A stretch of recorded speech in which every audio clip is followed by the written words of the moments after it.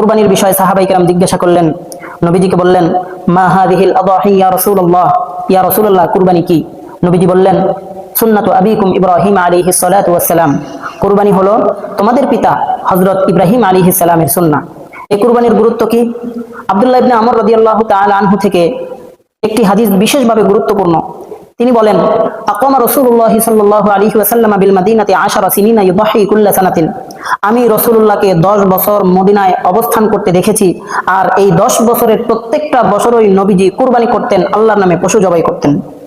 কুরবানির এত গুরুত্ব যে নবীজি 10 বছর মদিনায় ছিলেন, এই 10 বছরের প্রত্যেক বছরই আল্লাহর নামে পশু জবাই করেছেন। নামাজ, রোজা, হজ, যাকাতের পর কুরবানির দিনগুলোতে সর্বশ্রেষ্ঠ আমল হলো কুরবানি করা।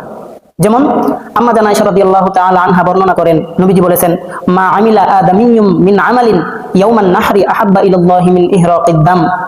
রাসূলুল্লাহ সাল্লাল্লাহু আলাইহি ওয়াসাল্লাম বলেছেন, কুরবানির দিন নামাজের চেয়ে, হজ, যাকাতের পর কুরবানির দিনগুলোতে সবচেয়ে গুরুত্বপূর্ণ ফজিলতপূর্ণ বিষয় হলো আল্লাহ পাকের নামে পশু জবাই করা।